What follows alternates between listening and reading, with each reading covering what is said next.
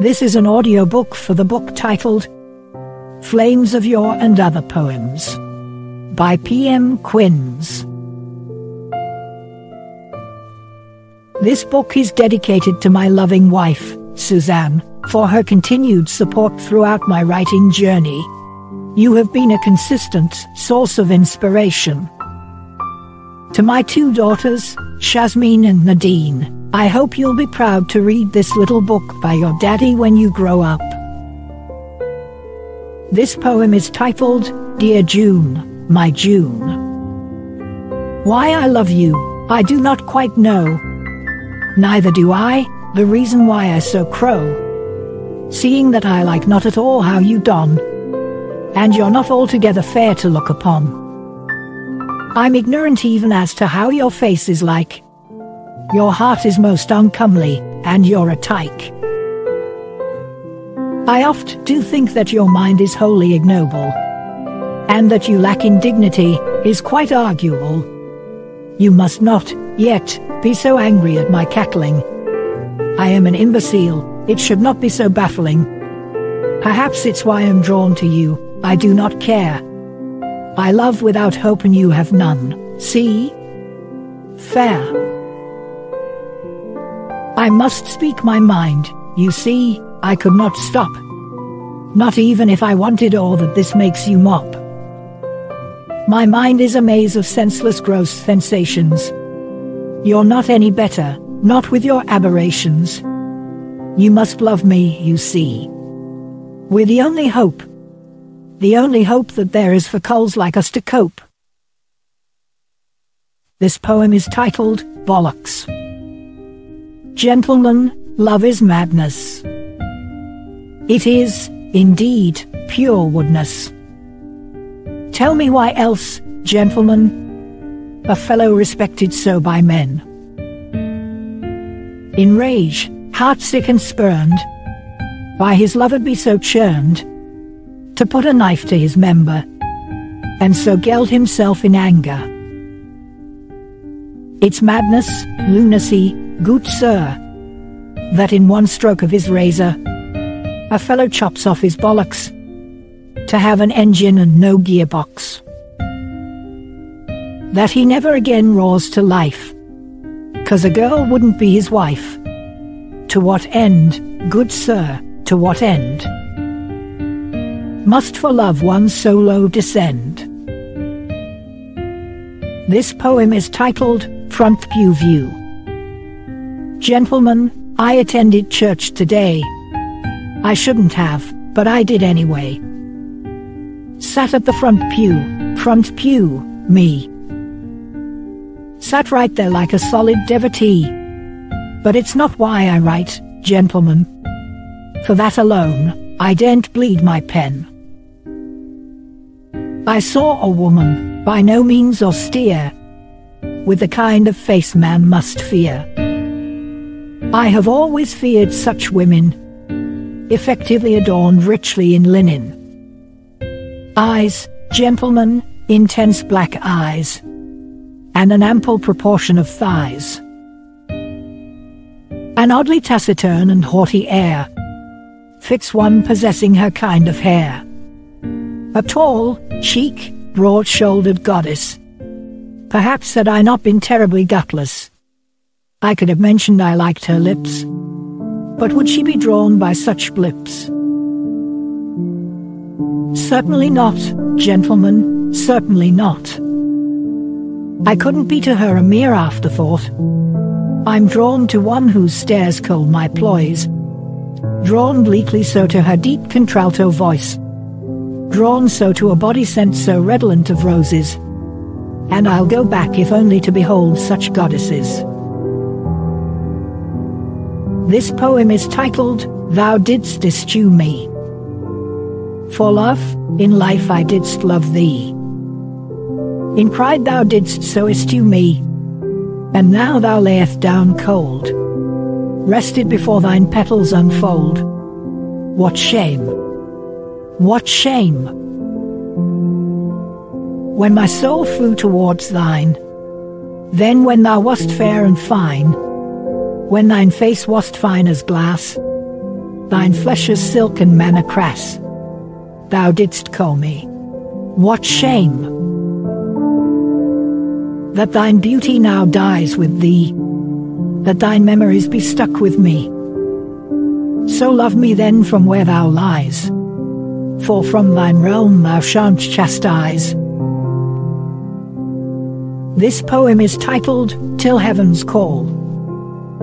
My beloved, how oft under the grace of thine smile have I, in my most sane and lucid moments, lived o'er again blissful moments erstwhile, when I set sight on thine beatific endowments. How oft under the charm of thine touch, gentleness, and tenderness of thine fingers, have I told myself that I daren't ask for much, but that this moment's may a little longer linger. How oft I have under the hold of thine eyes looked at thee and told myself, there your joy, there your hope might ticker, ect with no disguise, like a newly sprung rose in the hands of a Fauntleroy. How oft when I've held you in mine arms, I've said I shall love thee till oceans run dry, ne'er to be wearied by what upon me comes. For though tides run high, 'tis you I shall stand by. How oft I've had in mind this echoing song, thy likeness in mind, alterations, tempests and all, thy worth, known, unknown, thine right and wrong. How oft love undying I've promised till heaven's call. This poem is titled, A Beggar's Moon. God has not waited for a sinner's penance, as I have waited for you to find a balance in your irresolute life, but you would not, seeing you relish on leaving me distraught. Neither has an invalid longed for the dawning, as I have incessantly with this tedious longing, albeit in a stale declension to candidly tell thee, profane though it is that you should lay with me. Neither has the grave, for the latterly departed, waited as I have like a garden long deserted, for a tepid drop of your half-hearted affection, like a pilgrim soul in a quest for subjection. But seeing as there is no hope, and as I'm weary, I'm to free myself and let days pass, albeit heavily. I must no more for you light my candles at noon. I must not waste my wishes on a beggar's moon. This poem is titled, Flames of Yore. Gentlemen, there's a mad woman after me. Mad, gentlemen, mad as mad can ever be. For it was but yonks ago when I loved her, sang my heart dry, but hers could not stir. Yet today she would dare come to my door, pleading gruff to rekindle flames of yore. With a lax bosom, I'm sought to be accosted, with cheeks rosy then, now faded and pallid, with eyes once so bright and now so leaden, she would seek to vivify my long dead yen. Say, gentleman, is a man to be so slighted? In the shadows of another's life, accepted.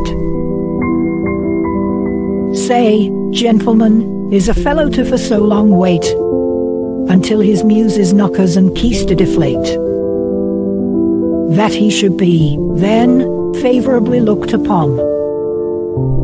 Is a fellow to halt his life if his love were gone? Certainly not, for another has loved me well.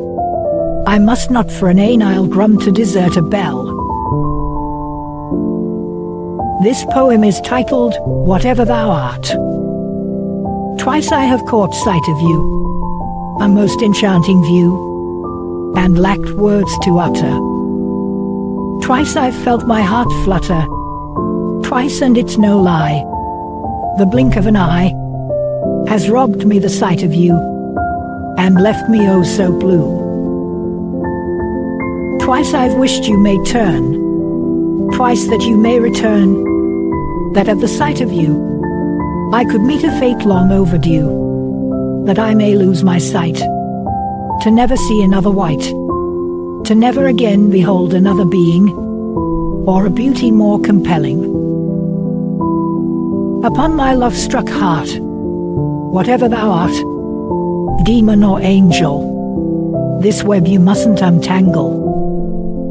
Consume my senses, give me e'en diseases, but love me or let me love you, for e'en that'd make do. Take me before God's throne, or to places unknown. Sit me at the devil's table, when I'm still stout and able. Take me deep into you, through and through. Make my heart and soul yours, lock me, hide your doors. Even so, lay me upon your breast, for here ends my quest. Let me die here, at last. Lay me under the shadow you cast. Let me, till my heart stills, breathe from thine nostrils. If thou desirest the skin on this frame, I shall peel it without shame. Only love me or let me love you, whatever thou art.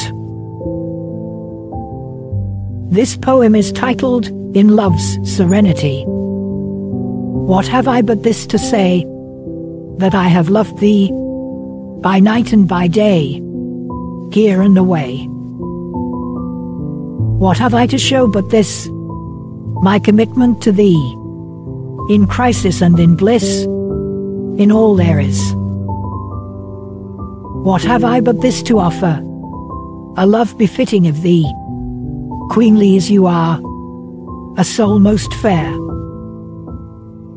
What have we but an eternity, for I to love and cherish thee, for us to blend into unity, in love's serenity.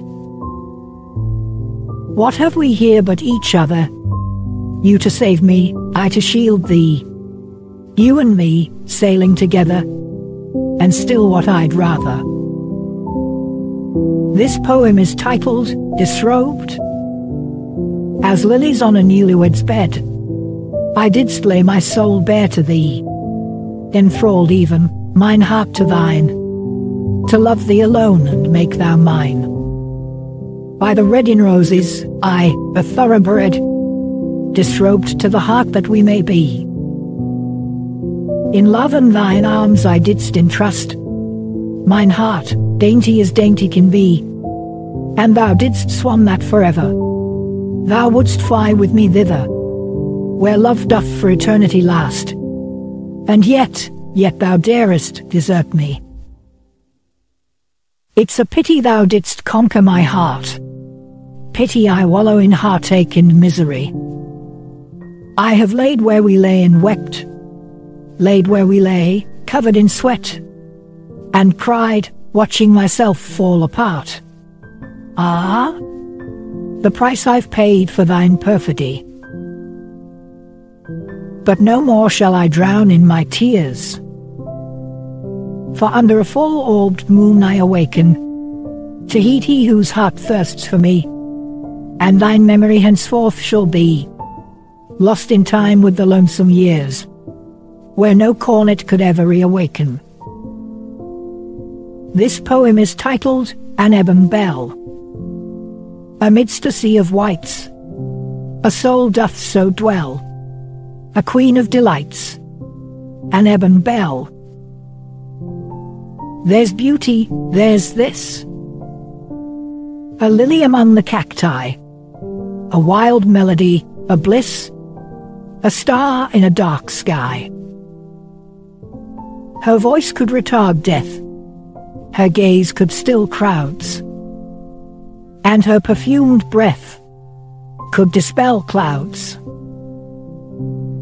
The sun is under her shadow, heaven and stars are hers, her grandeur, her glow, fades e'en the stars.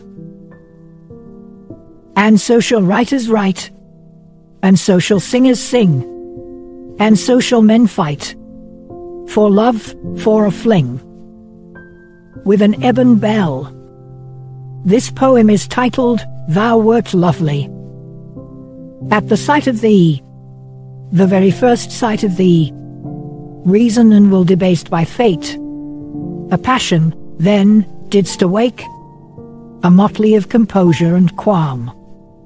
Mad as flood waters, yet so calm, in the deep like a sinking quarter, as I beheld thee, Lewis's daughter.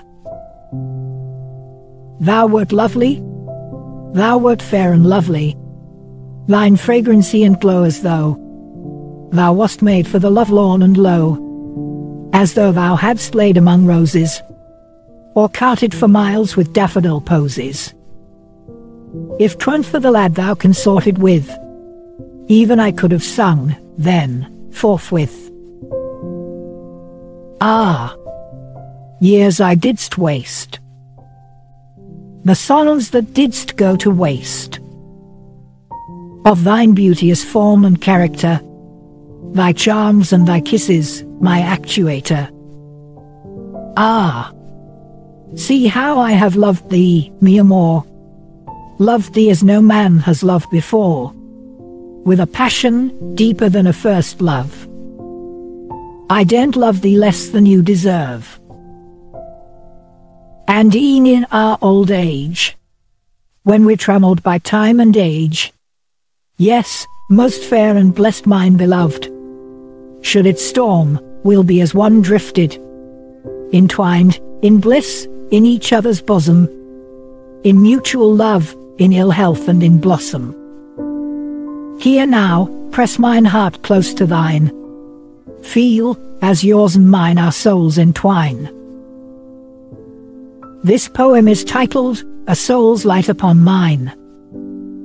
Between extremities of fire and calm, has a love taken root upon a ground, larger than itself that it could be calm, amidst surging tides, souls so bound, that they may drift and never break, that twined they bend and rise as one, bedewed in what only love can create, a warmth like none beneath the sun. Thus, upon your heart have I found rest, that in this laboring world I can yearn, that I would here rest upon your breast, under eyes with such love and concern. The merry light of your soul upon mine, waves pulsing through my very being, a force whose power I cannot decline, a feeling, enchanting and yet freeing. I've known loves, wintry and sultry, but none have I known that's so true. I'm fond of a lot of things, but frankly, not half as fond as I have been of you. This poem is titled, Thou Shalt Love. Thou shalt love, but love ye only when it is a duty to love, for only then can it be unceasingly secure. Thou shalt not, dare I say, swear by love. Swear ye rather by eternity, for it is higher. Does man ever say of sterling silver that it will stand the test of time? Certainly not, for it is sterling silver. What then of the thing most sublime? Hasn't the love taken as duty one immutability? Shall we, then, insult such by wishing to test it? Can love beyond mere continuance suffer anxiety? Certainly not, for it is higher than any proof of it. The immutable does not become apparent by test. Should love, then, set itself on fire to feed a sickness? It is terrifying that for many a people that's the quest, but I oft wonder who suffers more from the sickness. This poem is titled, The Last Ride. She saw him standing at the door, after a night long of beep-beep, from the monitor beside her bed, beautiful than she'd seen him before. He knelt next to her and asked her, Darling, how has your night been? A tear fell from the corner of her eye, and she said, Darling, I'm not so sure. I've tried, but my work here's done. I have but one thing to ask of you. Would you not leave me alone today? Hold my hand just a little longer, hun. I've run my race, but I am so afraid. I'm so afraid that I might die alone. That this room will be the last thing I see. So afraid of what I can no more evade. I'd rather have you here by my side. To cross to the other side held by you. Not alone with drips and a lonely room. I'd rather have you here in my last ride. Tell me the other side won't be so bad. That it isn't painful and difficult there. That I've done enough and loved enough. That you've loved the times we've had. He'd never be ready for what life becomes. And as tears rolled down his handsome face, her eyes closed, and his world went silent, as he felt his wife turn cold in his arms. This poem is titled, The Coroner's Table.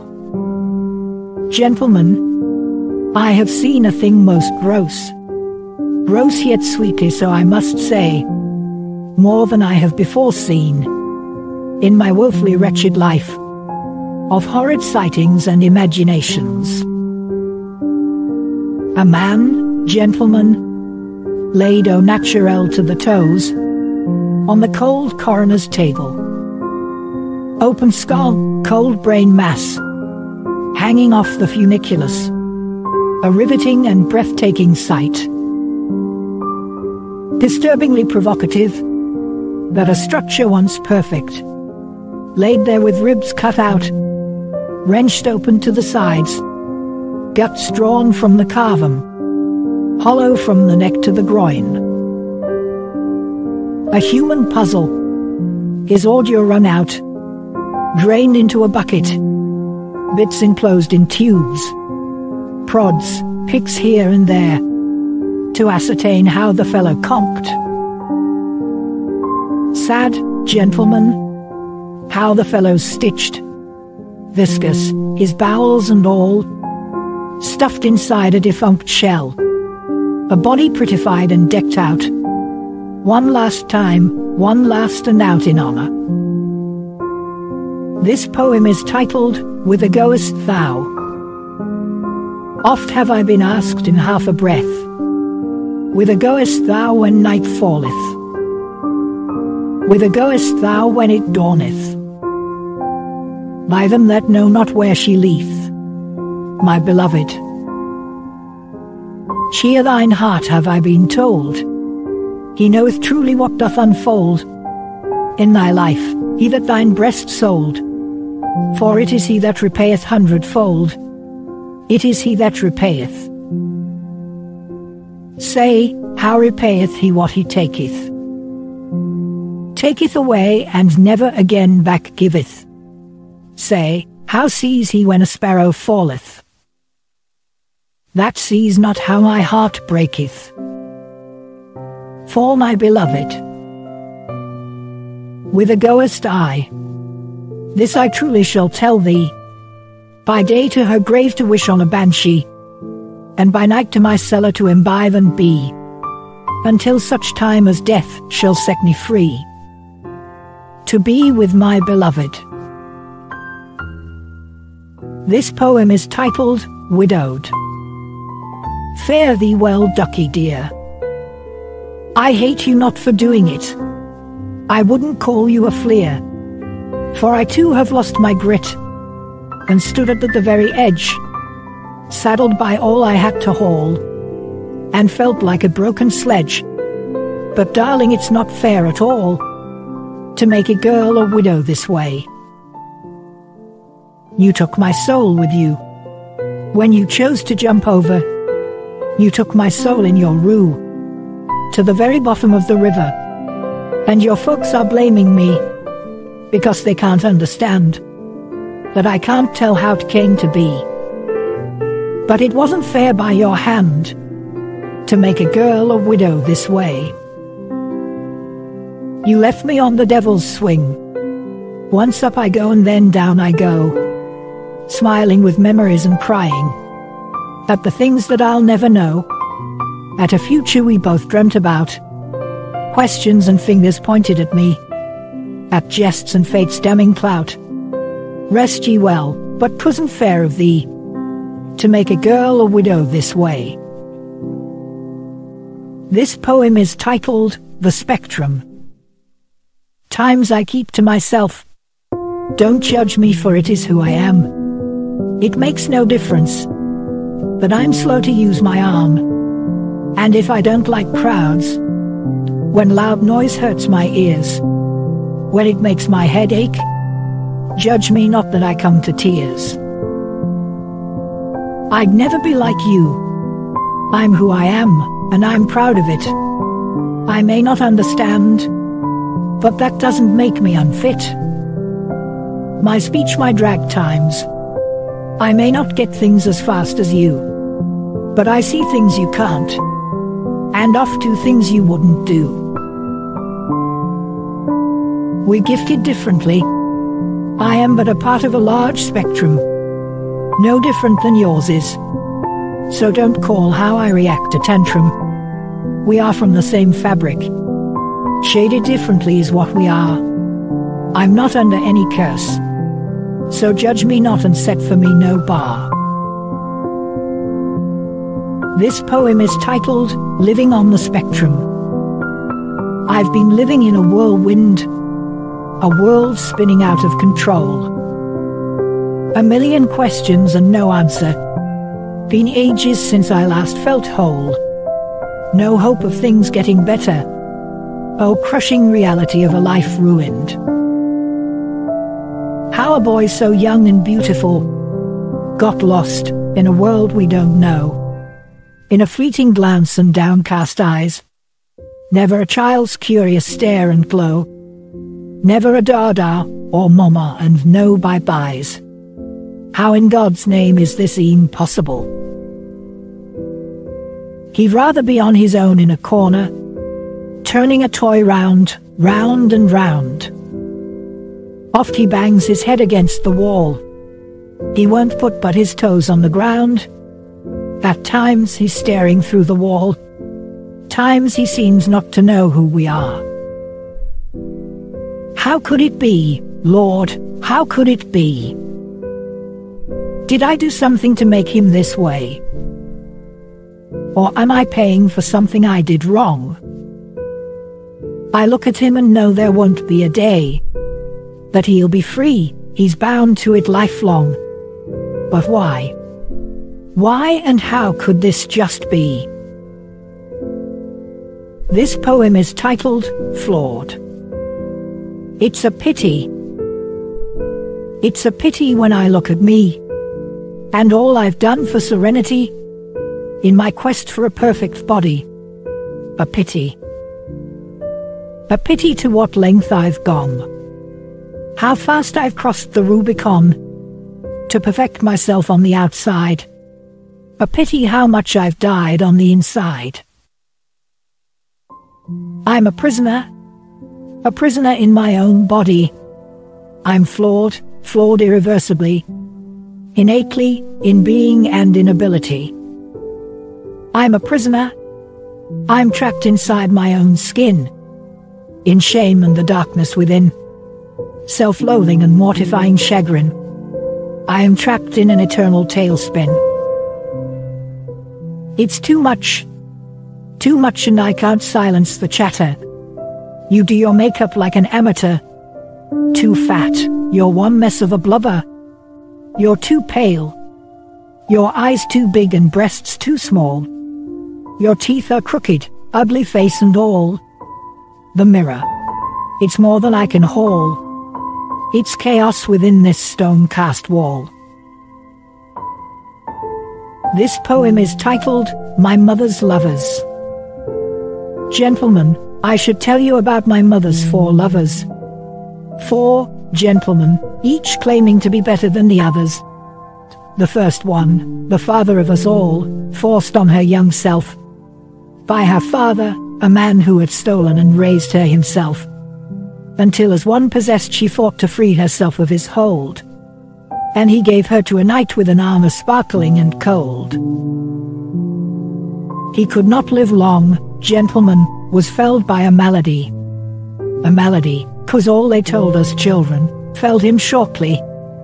And alas, a suitor, unbeknown to us before, stately and tall, before the body was cooled, had her, us younglings and all. A father he'd be, they said, and until another came, he was. But goodness is aside, for his faults we sent him to the cross. Gentle, most gentle, the new suitor was, too gentle she said. But it was glorious. Oh, it was glorious, the day they wedded. A great craftsman he was, good with kids and the coin too. Cleared new footpaths, gave her, till then, a love most true. But alas, her love for fresh blood, her love for new blood. She would drive away the gentlest man she had ever had. And all for a young man and a son of the knight's lineage.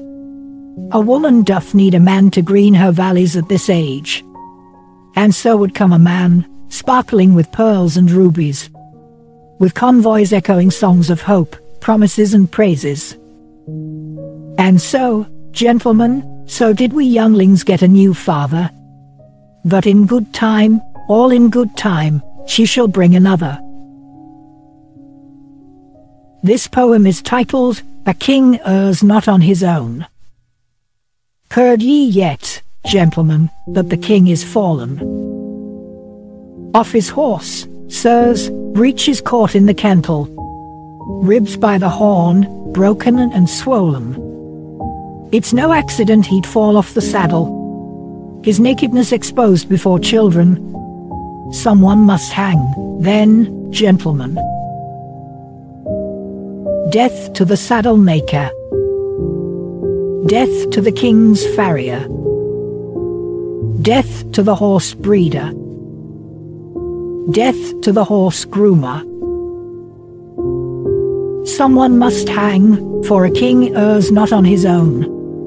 Blame to the king's hand. He must have been in on it. He must reap where it has been sown. And the saddle maker for the faulty seat.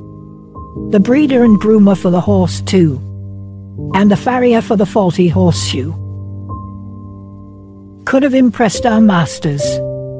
If it were not for the saboteurs, we must blame his advisers. For a king makes no blunders. Not on his own. This poem is titled, Army Worms. What monsters are these for whom we have sacrificed our children? Tears of mothers and the sweat of men, to beings hungrier than the tomb. Ah, what fiends have we among us, that hoof to the cry of a tiddler? Rion, even as our hope gets littler. What devils have we for masters? Shall I shear my own and buy a coat, sirs, at the price of the sheep? As my younglings and I go to sleep, famished, dry, lips to throat. See, the army worms we've reared, ravage through the crop.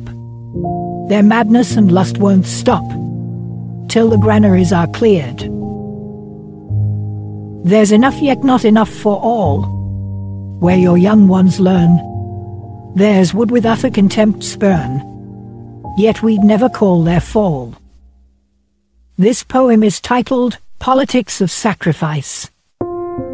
Gentlemen, I've lost my brother to a madness. A madcap vernal fellow wangled to wildness by a political rhetoric hinged on his undue ire.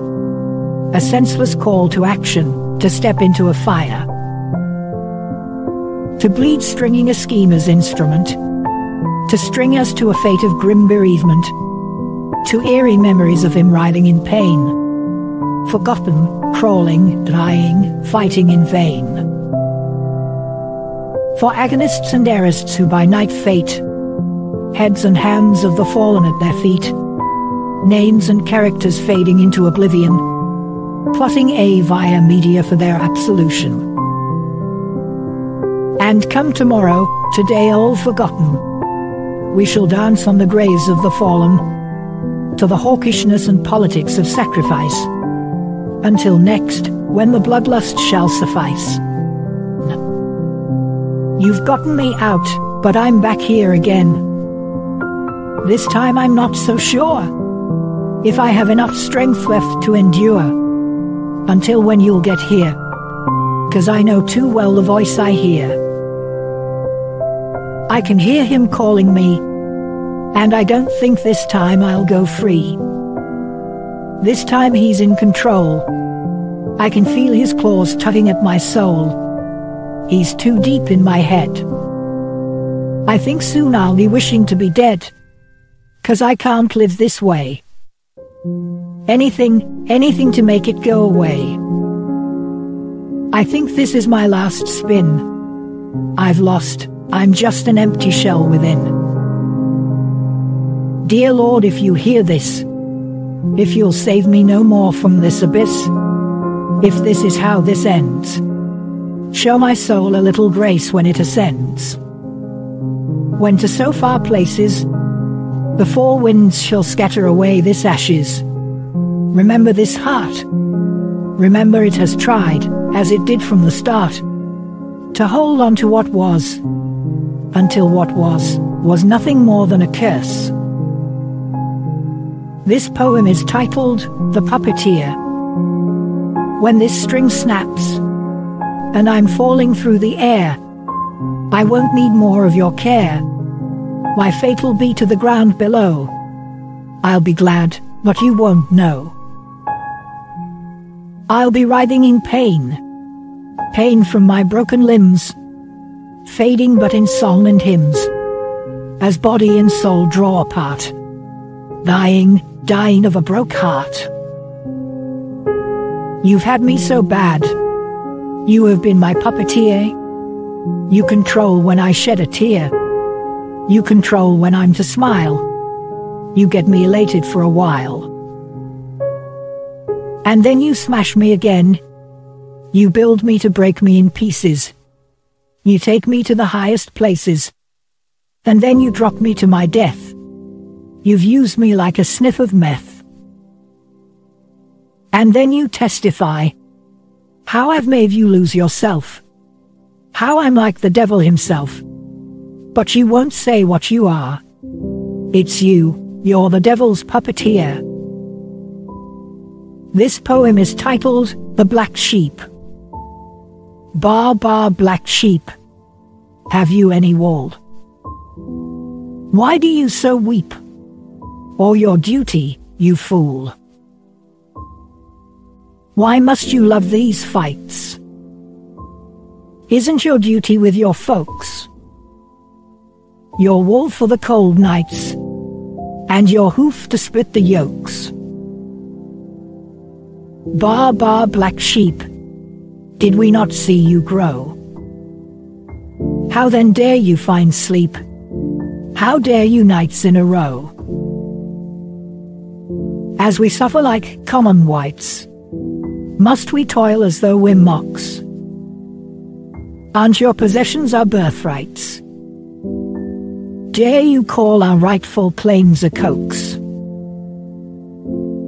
Bar, black sheep, have you any wool? Some wool for the night. Some woes is our right. This poem is titled, Beneath the Undergrowth.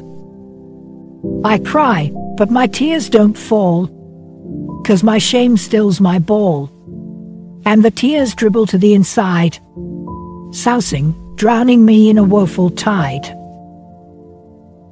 I cry, but my screams will ne'er come out.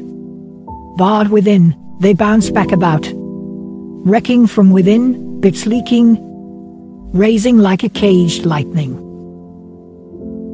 This is no way for a man to die, wrecked as the world moves on by, blind to a soul that's all along been there, dying in a maddening quietness and despair. Inter me in the woods neath the undergrowth. In your lives and my death, forget me in both. Sing me ye no dirge, should I die this way. Write no flowery eulogy, cast we away. Where no man shall remember me, where no woman shall mourn me, where no child shall ever know, for it's only better so. This poem is titled, We're All Alone. You could live a good life. You could make great memories. Could visit places with your wife.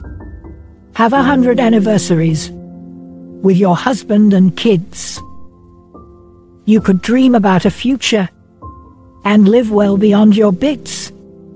It could be a life perfect as a picture. But know that in the end we're all alone. When it's your time to leave this land, it doesn't matter who you've known, or how hard they shall hold your hand. When you lose that sense of touch, when you can't experience them, when you can't hear, feel and such, when you can't love or condemn. When it's your time to cross over to the place where none can follow, your kindred, enemy, twin or lover. When all is cold, dark and hollow, when you're stripped the ability to believe, to connect to anything known or unknown, you'll know what you couldn't before perceive, that in the very end, we are, indeed, all alone. This poem is titled, Annexation. Say, gently, a sad time is come, a time for neither song nor hum. For maidens, rosy-cheeked and fair, once crazed with gold, thighs bare, to lie with boors and scum. Say, solemnly, a time of melancholy, a sadness, a presence most unholy. For the evil that dwells within man is come out, and a sad time is begun, for the high and the lowly. Say, staidly, that all joy is departed, for the recreant and the true-hearted, and in the rancid air echoes a sadness, broken notes, faintness, hopelessness, for man is on a path uncharted.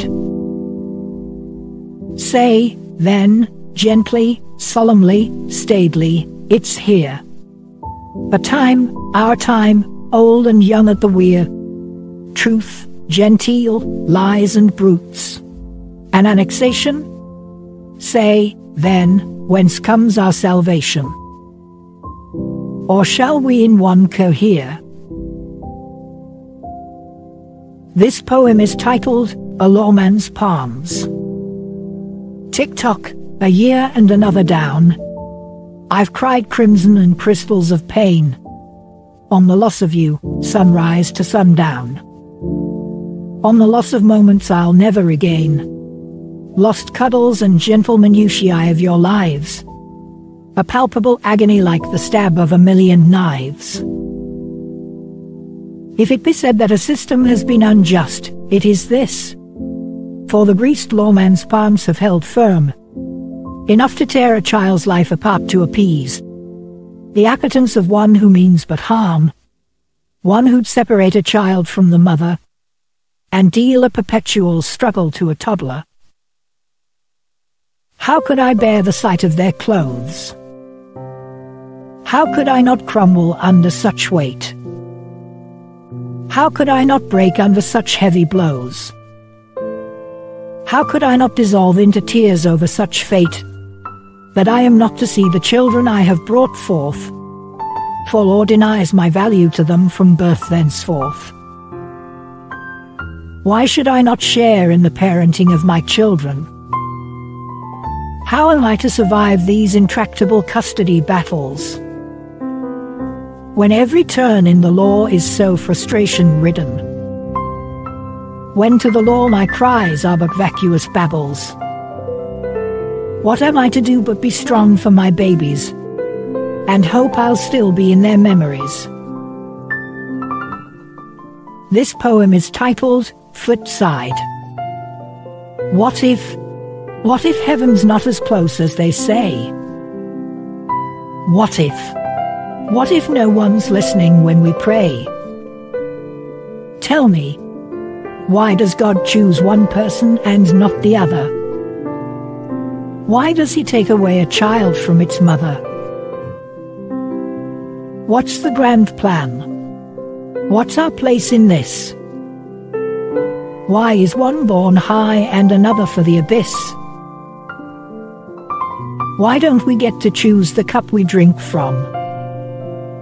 Why, when we question so much, must we stay mum? Tell me, why is God so indifferent to my plight? How does He pick those He wishes to benight? What's so unconditional about this kind of love? What choice do I have in this? What say do I have? What say, if I'm to be tormented for my own good? Is it Him or is it me who has been misunderstood? If I could state my case for Him, not His defenders. If only I could state my case and get His answers. Then maybe I could understand. This poem is titled, A Further Thing. Consider this, gentlemen. If ever there shall come a time in this life, when the restlessness of it is not as rife, when thou shalt put off thy mortal body, when thine possessions gratify to no degree, when thou art divested of sensual appetites, when gone are the vain pleasures of nights, that have so diverted thyself from thyself, when nothing remains but thine proper self. What, then, gentlemen, shall become of thee, when thou shalt realize that there's a capacity in the very nature of thine very self, that not a single thing in this world by itself, not riches or even honors can perfectly till up, that no sensual gratification can fill up the cup? What shalt thou do when at the end of thine hunt thou seest there's a deeper, more essential want? Suppose, gentlemen, there is something further, something to be attained by devotion to another, and by withdrawal from the avocations of sense, and by yielding of ourselves up to the influence of a divine presence, and by raising our affections, making the infinite one the object of our intentions. Suppose this further thing was arrived at, albeit in pain. Wouldn't it be great to know such trust was not in vain? Consider this, gentlemen.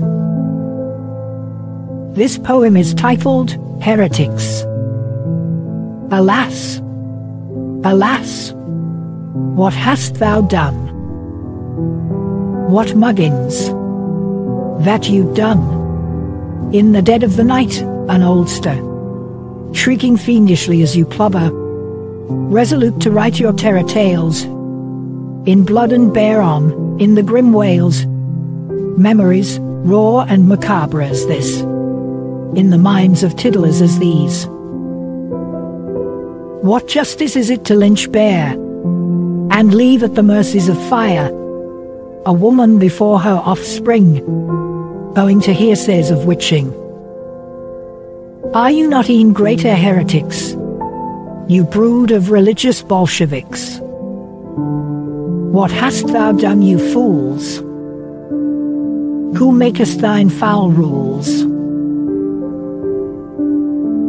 This poem is titled, A Fellow and a Priest.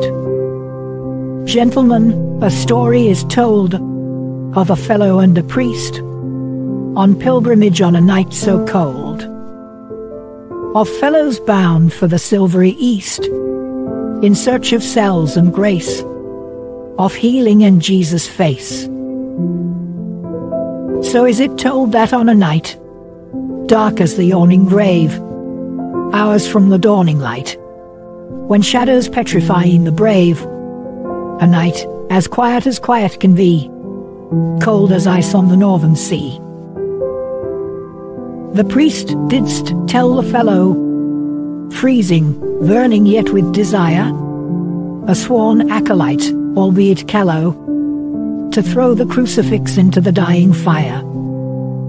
But the fellow said, "Sir, I dare not. Take my Christ as an afterthought." And so is the tragic story told, of how a fellow and his priest froze and died, huddled into a mold, for a fellow would not betray his Christ.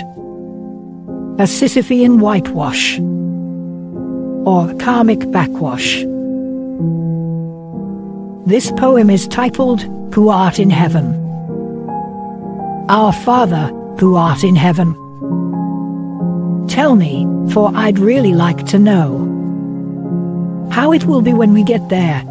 Will there be memories of long ago, of all the things we did down here? Tell me, will I get to see my children?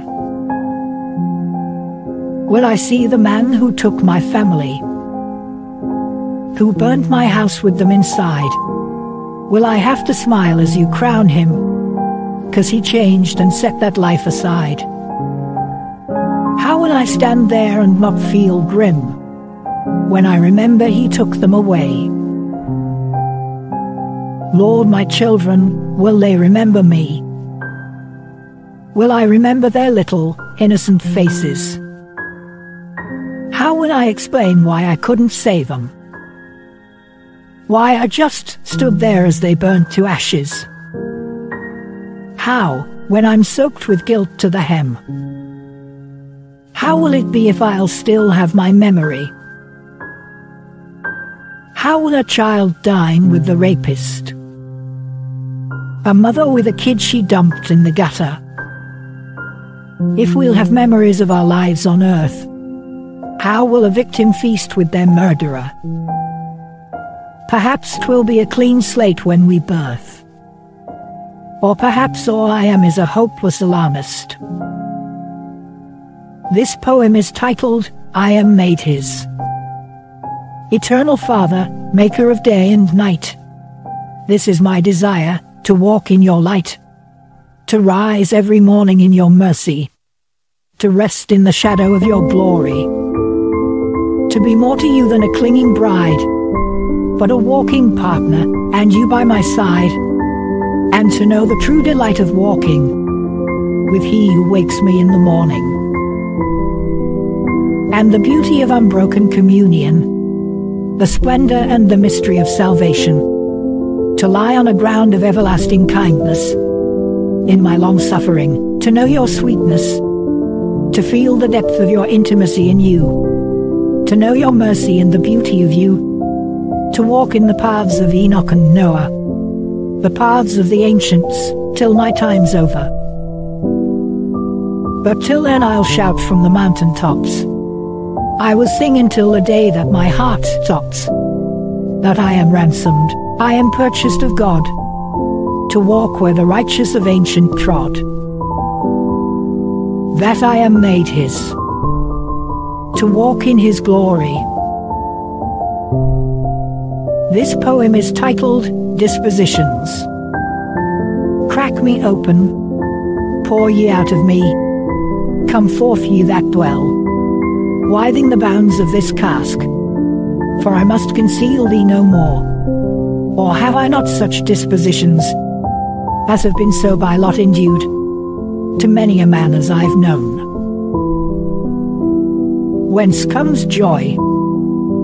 Whence sprouts the rue, the love and hatred inside? Or say restraint and wantonness? Whence comes amity and rancor? Why, then, must I trammel thee, whilst thou hast been sowed in me, for little decencies in behaviour? I must be as I am, and rightly so attend to what must be attended to the varieties and abundance that seldom ever see the light, lest they so incline me to ends that another considers not worth. But doesn't a wheel need its cogs? This poem is titled, Go Well Grandpa Dear. Grandpa, Grandpa, what fate is this?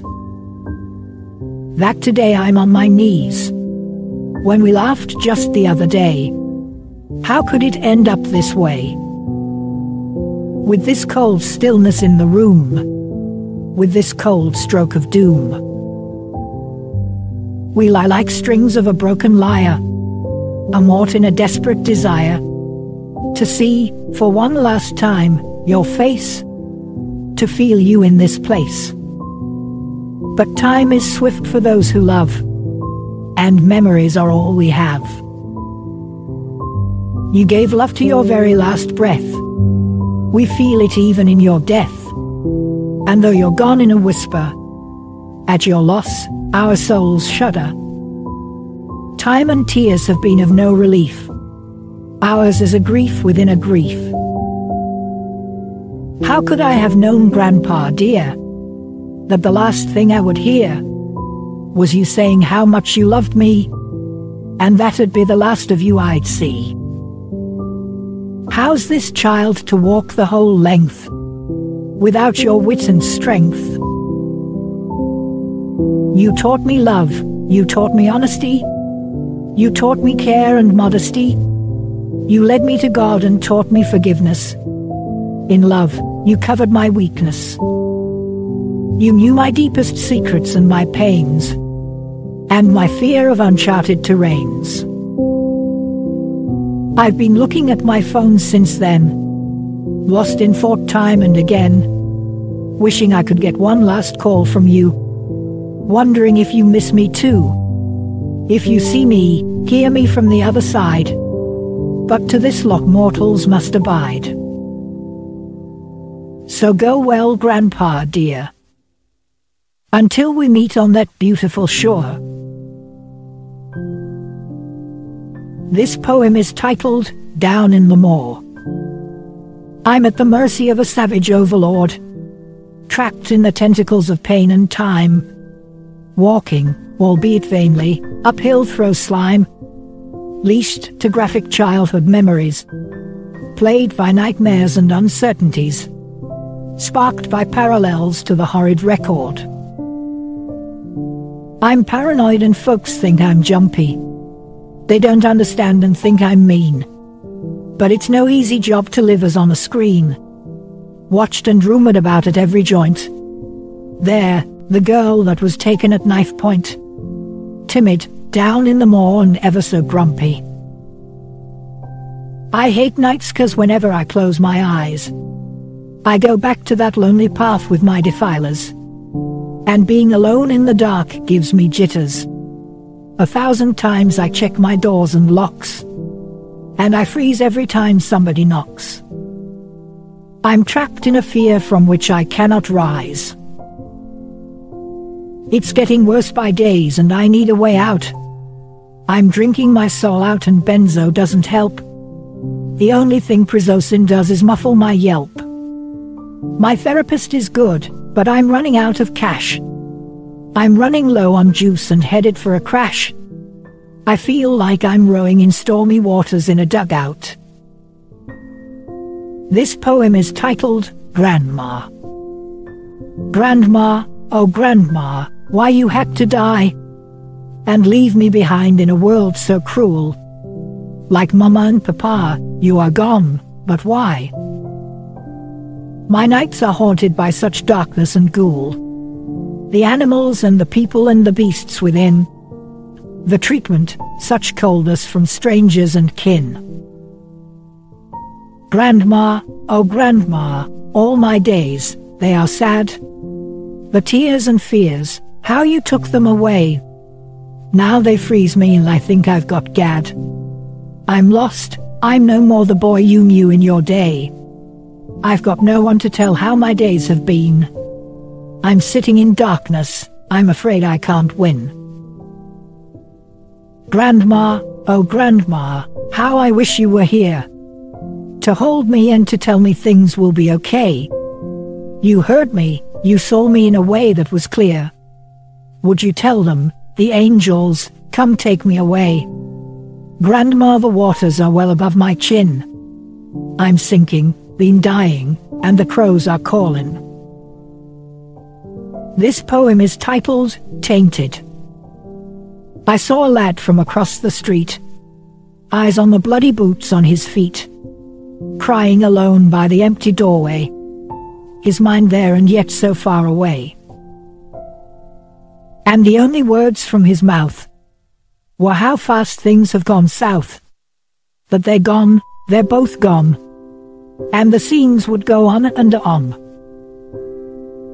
What tragedy, what kind of insanity, what lunacy has corroded humanity, that a fellow, while still so young, has been with such memories wrung. Memories of how his parents died, gross memories of a murder-suicide. It's heartbreaking that his innocence is to be plagued by such experience, that a heart so young and guiltless has been tainted by thoughtlessness, and the horror splattered on the wall, such burden placed upon one so small. This poem is titled, Thou Hast Forsaken Me. When thou didst cry for help, where thou laid writhing, wretched and bereft of spirit, pined by torturous flames of thine umpteen afflictions, I didst see thee sickened so, dread-stricken and weeping, o'er the noisome memories of thine defoul and disgrace, thou sat on your rump flum. I didst come o'er thither, encompassed with love and a passionate suasion, to enliven thy wispy spirit, yet thou hast forsaken me. This poem is titled, Remember This Heart. I'm in the deepest end. I'm drowning and can no longer pretend. God, I know this place, and I've been here before in the subspace, melting into the pain. This poem is titled, Roller Coaster. Oh Hakim, they've told me I should leave you. I should leave, I know, it's been long overdue. But you've spun me so and entangled me so, beaten me like a drum and held me like a cello. You chip away at my soul, and you patch me up, switching tween torment and an occasional let-up. You bring me with laughter and pain to my knees.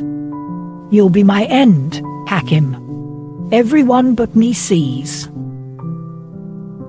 You love perfectly and hurt with equal cruelty. I could leave you to your ways, I could, truly. If it wasn't for the kids, and your touch of bliss, if I didn't blame myself for turning you into this. I could leave if I didn't have the world to face. I could leave you if I could bear such disgrace. I could leave and be safe in the arms of another. Only I'm hooked to this emotional roller coaster. This poem is titled, The Help That Never Came. She called, you know, to God, his angels, heaven. To mommy and daddy, the devil, his demons, anyone, anything. Anything that could help. She called for help. Help that never came. But now we sit, you and I, we point, we whisper, and her? Well, heaven only knows. The pain, the memories, shame. Could have been you that heard, me that helped. This poem is titled, Aberrant Elements.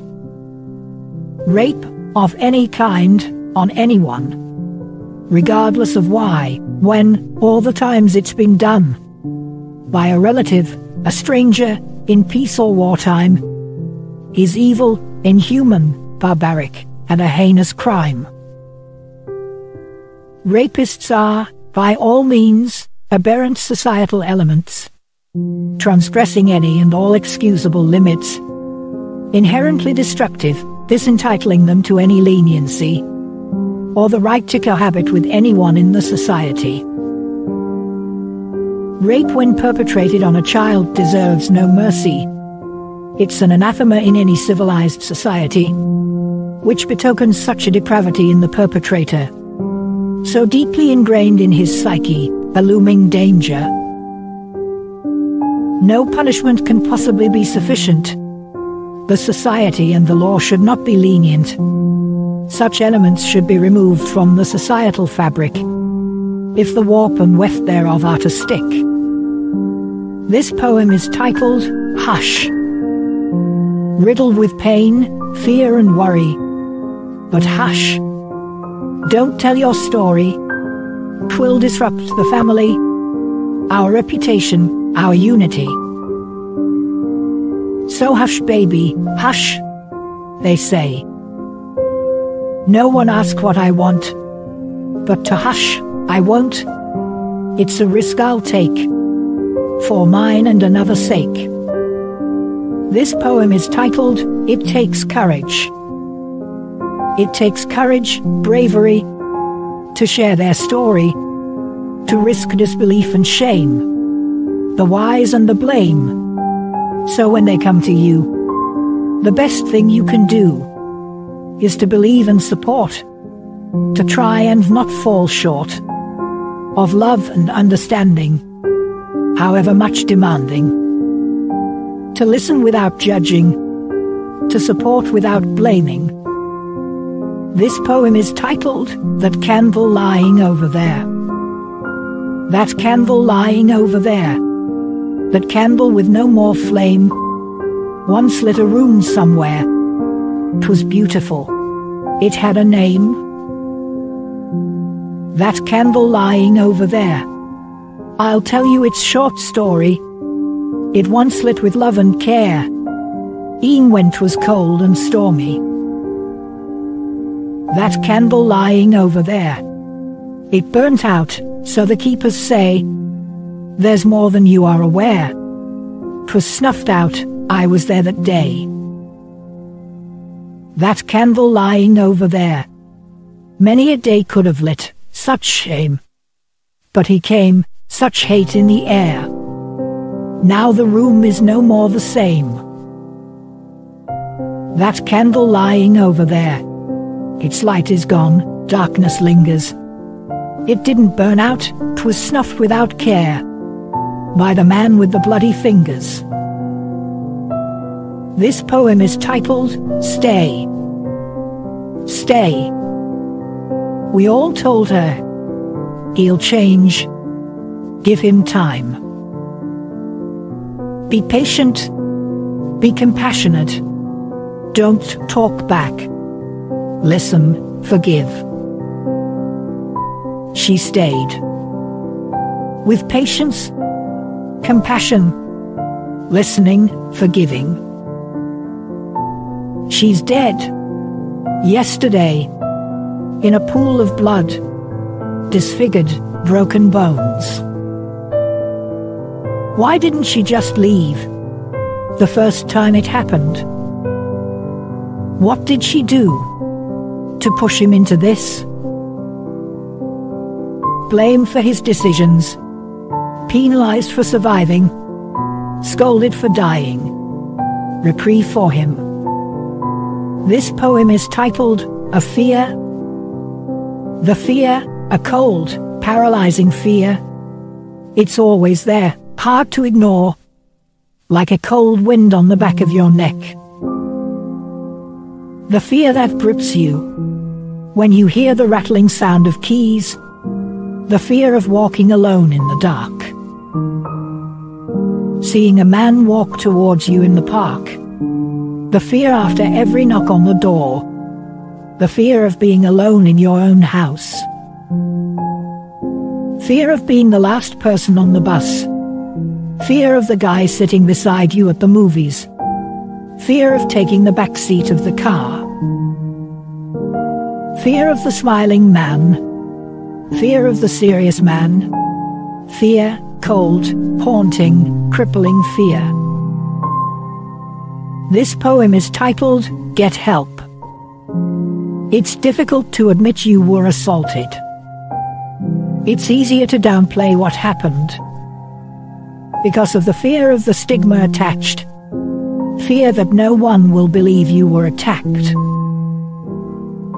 Fear how they'll react, if they'll judge you, if they'll understand, take your words as true. But choosing to keep your pain a secret might be a decision you live to regret. Denying yourself help won't do you any good. It'll just but further reinforce your victimhood. Hiding only adds to the feelings of shame. Talk, set yourself free of the shackles of self-blame. Reach out to someone you can trust, but be selective. Find someone empathetic, calm, and supportive. Someone to help you work towards self-reclamation. Challenge your sense of helplessness and isolation. Get help, join an online or local support group. It'll help get you off that torturous emotional loop. This poem is titled, Thou Art of His Fold. If thou wilt play someday in the pitch darkness of despair, or stand in thine barren fields, or are forced to use the byway, or it seems none hears thine prayer, and are left to whatever fate yields. Remember this that day, that no night lasts forever, not even the darkest of nights. And though things oft do delay, hard times pass with the weather, and thou art not alone in thine fights. The God of Hannah of old, he that raised her barren heart, in song where rested brokenness, shall raise even thee in joys untold, for thine is faith and healing his part. Only remember thee his faithfulness, for thou art of his fold, even when thou art gaunt. He abandons not one of his own. He shall cover thee from the cold, and see it that thou shalt not want. For in faith and tears thou hast sown. A note to Eunice.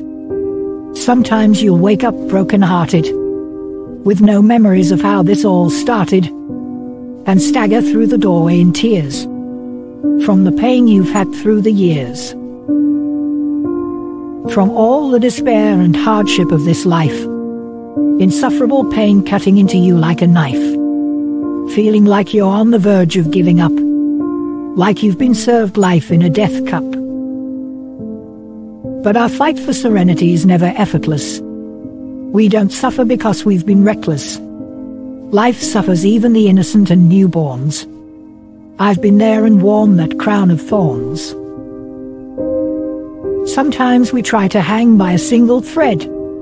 We walk on the hot coal where we tread, putting hope on nothing but the next breath, holding to anything that's better than death. I know better because I too break down in fear, but this pain and misery won't forever be here. I know it's a terrible thing to suffer in your prime, but I know you will stand again, all in good time. This poem is titled, A Tenderness Amidst Pain. You ever feel like you're too lost to be found? Like you can't keep your feet on the ground? Do you ever feel so overwhelmed by life, like you can't stand another minute of strife? When pain and hopelessness are all you can see, when you realize just how limited life can be, when you can't keep yourself from coasting, when your demons just keep shape-shifting, from anxiety to feelings of worthlessness, when you're plain choking on the emptiness, when you can't shut out the ugly impulses, when you can't shut your mind and the blitzes. It's a battle wherein you and I are ranging battle, souls trying to go upstream without a paddle, in endless battles with what we cannot see.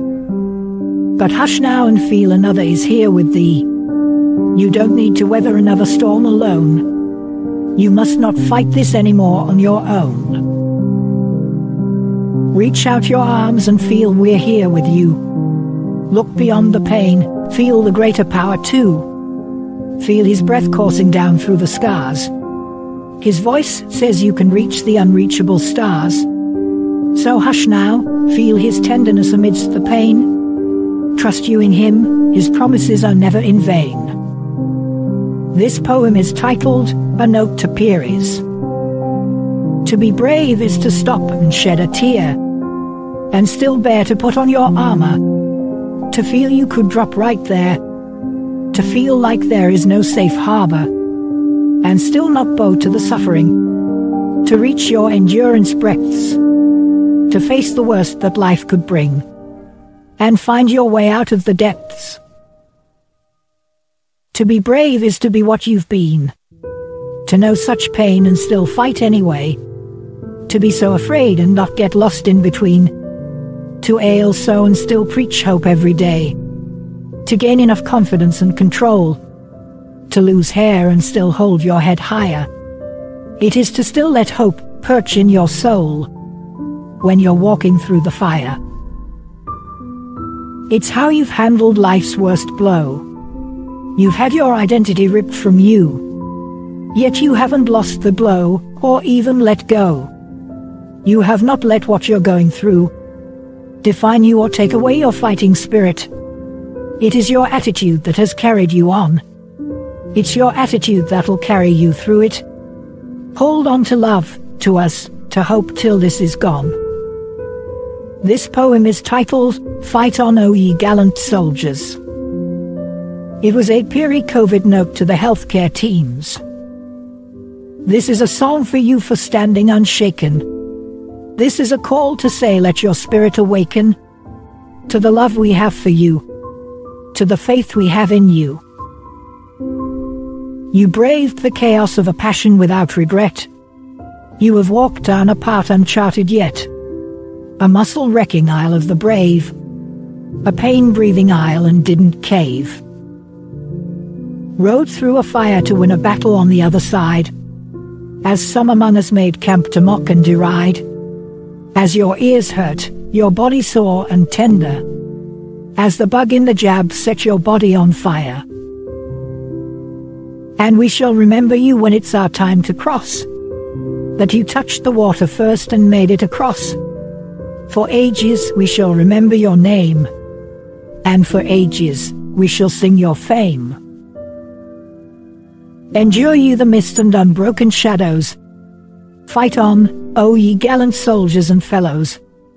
Fight on, O ye deliverers of mankind. Chart a path yet again for your own kind. This poem is titled, Mother Said to Say. They carried him through the street, stripped him naked head to the feet, bayed for the blood of the orphan boy, so blind to deceit, so blind to the ploy. Mob thrashing on the word of a girl, and a boy, his body folded to a curl, pleading to the hearts of a mad crowd, his cries deafened by a noise so loud. Kicks and punches to a body so frail, they bled him until he turned pale, his ribs punctured through his lungs, he fell to the venom of their tongues. It was too late when the priest came, too late for the little girl's new claim, late for her to say mother said to say, and I didn't mean for it to go this way. As the boy faded in the priest's arms, a boy raised with nothing but arms, he looked at him and said, Father, please, for one last time, put me on my knees. Then take my body to the city square, take my body and lay it down there, and let them see what they have done, let them see what they have done. You. This poem is titled, 4 Summers, for my wife, Suzanne. Time and beauty are fleeting, and for ages have left man's heart wanting, yearning for a little more, even as though man hasn't had enough before. If one hath lived as I have, little new wonders could be chance and impress. Yet by the heavens above, 8 summers down, I've got to confess. Thine beauty, my lady, the enchanting beauty of thine form and soul, a beauty most steady, still, seasons later, fuddles me beyond control. Thou hast bewitched me into a fluid wantonness and the stirrings within, a craving for thine skin, the morphing of a vine to the solid stalk on me.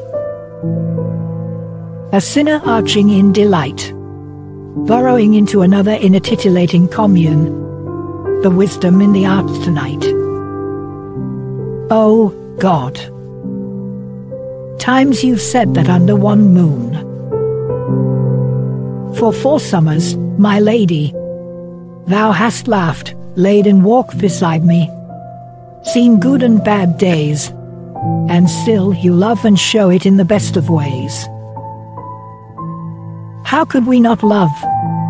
How could we not love and treasure what we have, seeing that we have lasted through rough patches and our love still is asserted? This poem is titled, A Happy Birthday for Suzanne. I've known joy and had moments unparalleled by anything, but the best are the ones you bring, gifts of your soul's true endowments. It's a thing of beauty to witness yet another leaf in your life turn, on tears and scars you didn't earn, and memories of bliss and happiness. Today a petal falls as another unfolds, but whatever bears this new year, grief or laughter, know I'll be here, through whatever the future holds. You've been a world by yourself, an oasis, a haven, and a world for me. I wish you nothing but fluke and glee, the best of fortune to your sweet self. Happy birthday, my love. May your wishes and dreams come true. May you find peace if you're ever blue, and may you never lose the light you have. This poem is titled, For Merlin. How long have you been on this grand tour of souls? Ah, things you must have seen. Fresh roses and burning coals, smiles, frowns, laughter, and tears, fading and blooming over the years. Yet you've found enough reasons to outlast the changing of seasons. Today you turn yet another page, but I won't tell you to light candles. You've done enough of it at your age. Buy a candle for each of the herbals and blessings you've had this year, one for everyone who's been here, for each hand that has held you up, for love and another successful lap. You've been a gift wrapped in love, a blessing to the people around you. May the next year be as you deserve. May it be better that you're used to. May your kindness ripple right back, and in you, light and energy never lack. May you have peace and tranquility, and may this new year bring stability. Happy birthday, Merlin. This poem is titled, A Destiny Beyond Pain. Your destiny is far beyond this pain, so despair not, for none of this is in vain. You're here until all the pieces coalesce, like carbons destined for the greatness of diamonds and not the fate of charcoal, as some of us could only reach our goal by walking for miles on broken glass, by riding out every formidable pass. Let not your troubles drive you off track, or make you turn around and walk back. Do not spite yourself for every misstep, but be led by your dreams in every step. Let those dreams fuel the fire within you, Let them renew your resolve to continue. Let them reinvigorate you to stand and tend even to that parched land.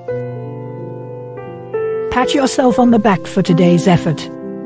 For times you've held on without support, times you've been brave to ask for help, and times you've had to hold in a yelp. This poem is titled For Nita. Another day's here, and mine mother dear shifts her weight in the bed, still holding on to the thread.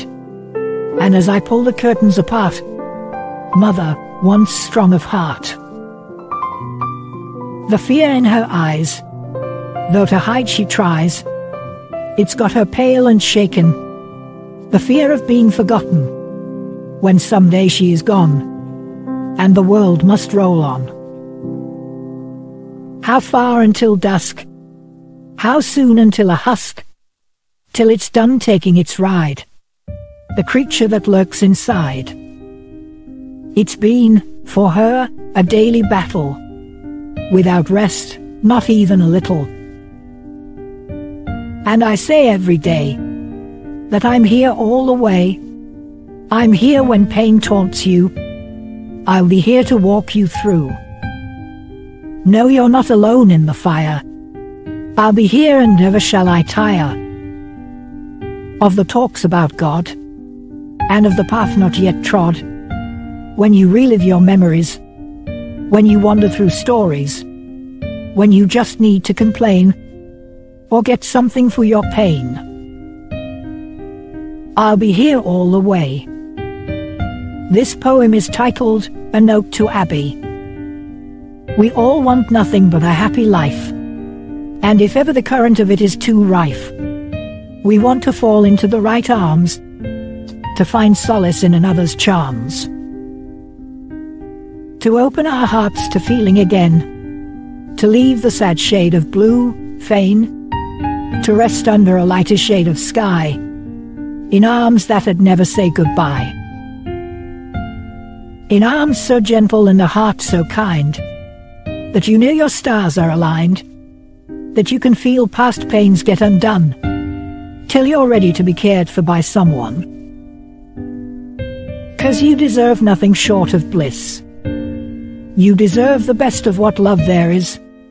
You're not the kind that should tread water, but back to be loved for everything you are. So let Cupid's arrow strike down the wall, and this time it will be for the long haul. You're nothing short of lovable and valuable. Anyone who thinks otherwise is despicable. Inter, to bury or place a dead body in the earth. Entrust, to trust or commit to another with confidence. Invalid, one who is incapacitated by a chronic illness or disability. Ire, anger or intense emotional state of displeasure with someone or something. Karmic backwash, consequences of one's actions. Keister, a person's buttocks. Kindred, a group of persons who come from the same ancestor. Family. Knockers, a woman's breasts.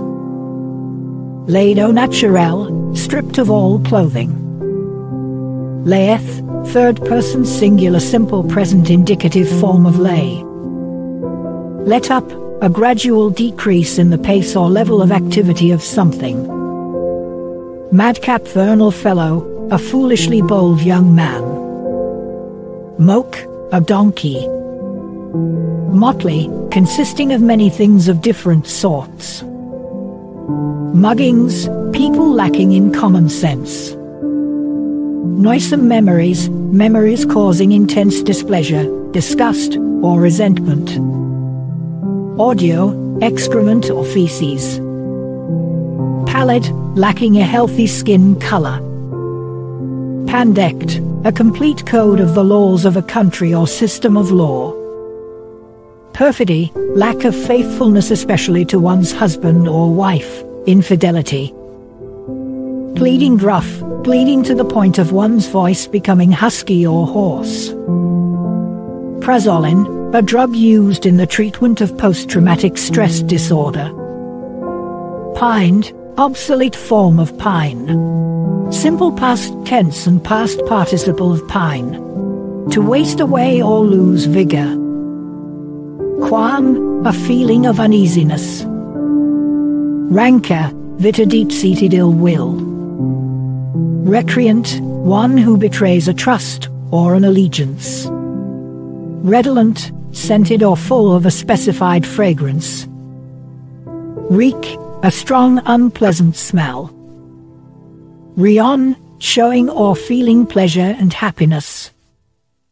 Rue, sorrow.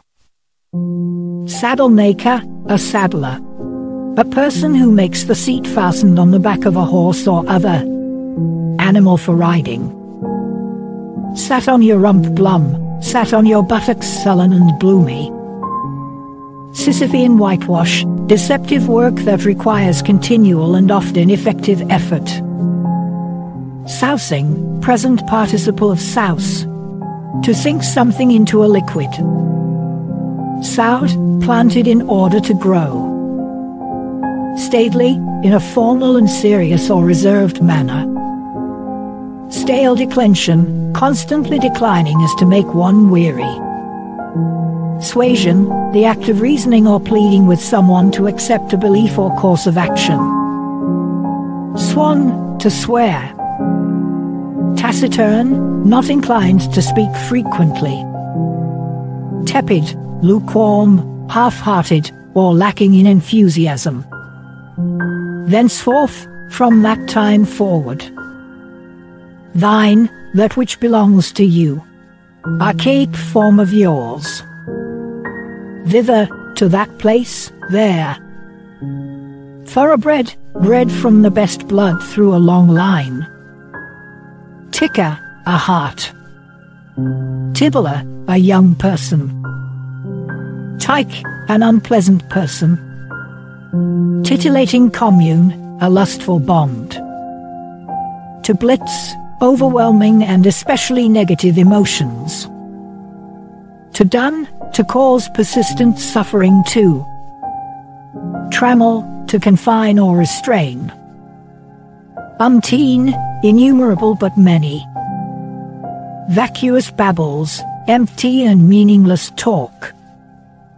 Via media, a compromise between extremes. Viscous, an internal organ of the body such as the heart, liver, or intestines. Vivify, to give life, vigor, or spirit to. Warp, an immaterial thing upon which something else rests. Wast, second person singular simple past form of be. Weft, in weaving, the thread that goes across the length of a piece of cloth or a loom. Wert, past tense second person singular of be. Whence, from what place, source, or cause. Whither, at, in, or to what place. White, a member of the human race. Wilt, present tense second person singular of will. Wintry and sultry, cold and hot. Wispy spirit, a weak, broken spirit. Woodness, madness. Yelp, a loud and emotional cry. Yen, a desire or a strong wish for something. Yonks, a long time, especially a longer time than expected, ages. Youngling, a young person who is between infancy and adulthood. A child?